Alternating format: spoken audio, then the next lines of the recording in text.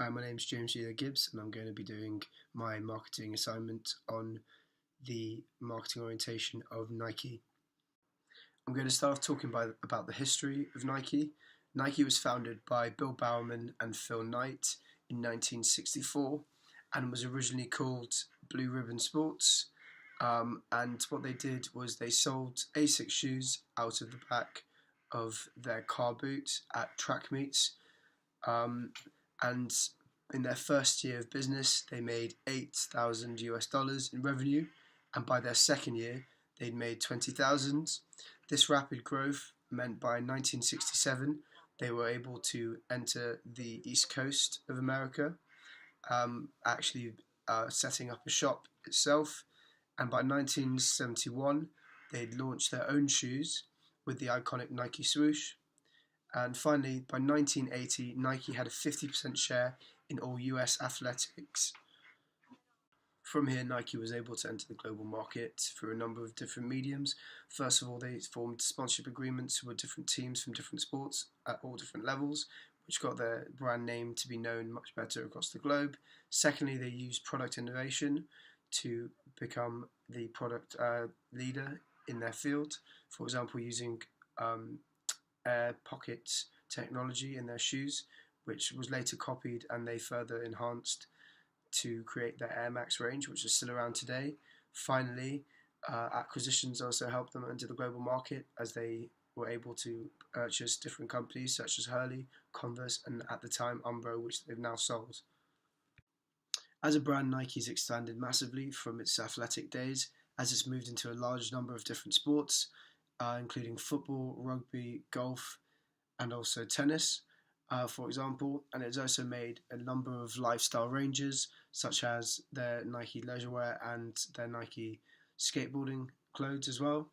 From there, also, they've remained in contact with their old brand and such products such as their Nike Air and Nike Running have remained a massive part of the company. However, they have brought in new products such as self-lacing shoes, which they will be releasing later on this year under the Nike Mag range. Nike uses different forms of advertisement to promote itself. For example, the use of celebs is a massive part of Nike's advertisement campaigns. For example, having different athletes under their name and wearing their clothing ranges. However, this has also caused issues for them in the past. For example, they used to sponsor Oscar Pistorius and Tiger Woods, who have both come under personal controversy, which has reflected badly upon the company. Also, Nike has created their Just Do It slogan, which has remained in contact, directly in contact with the company and its name. And furthermore, Nike were the first company to use multimedia marketing, whereby they used internet marketing and email broadcasting. This leads me on to the different types of marketing orientations that Nike uses. And Nike itself as a brand actually uses a combination of all four different orientations. For example, they use a product orientation with their innovation, such as their self-lacing shoes, as mentioned before, and having a range of products.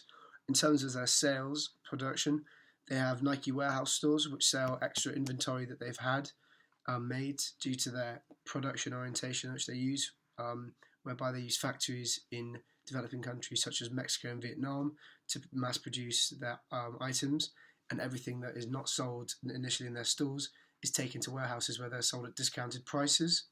However, Nike does put the customer first even when looking at their warehouse stores. For example, you do get money back on dissatisfaction, or if you need to change clothes, even when buying them at a discounted price.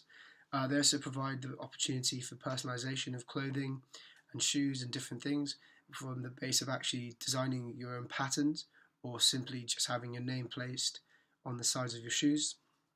Nike uses this combined approach to the marketing orientations due to the reason of wanting to stay ahead of their competitors. Their two main competitors in terms of market share are Under Armour and Adidas, who they actually have a much greater market share compared to. And the nearest company below them is Li Ling, who are growing massively at the moment due to their use of sales in terms of badminton and other sports in Asia. And so Nike is looking to remain in competitive contact with them.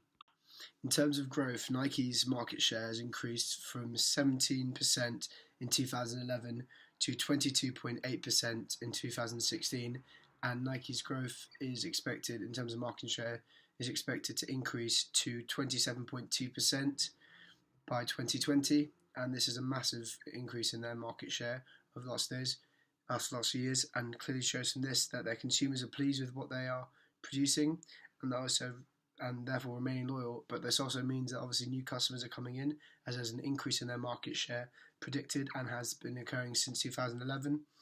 And obviously, therefore, there have been issues as well, though, with Nike, which have clearly not been made such a big of an impact, as, for example, with their production orientation and their use of child labour in terms of accusations has brought them down in certain areas. However, Nike has tried their best to get rid of these issues by releasing their statements, and they've also, but however, even though they've been trying to do this and make changes, in 2011, from Nike's statement themselves, they've confirmed that 2/3 of their factories in China were not up to the standards they wished to have upheld. Getting on from this, the government is a stakeholder in Nike. They have quite a positive relationship at the moment, as Nike wishes to make itself seem as a company interested in sustainability and the use of recycling of their products, and making sure that they go green as green as they can as a company. And therefore they've been sponsoring certain US government initiatives for sustainability and increased sustainability, and therefore they're trying to show that they are a company that creates products for the future, and that will remain a company that is looking after the earth and basically looking after the carbon footprint, which many of their stakeholders wish for them to have. Finally, in terms of shareholders, Nike's shares increased drastically from February 2009 up until November 15th, 2015, whereby Nike went from a share price of $10 to $67. However, this has decreased since, up until the 7th of November. However, with their predictive growth in terms of market share and their continued acquisitions, for example with Hurley and Converse, shareholders will be happy as long as this growth is sustained and made.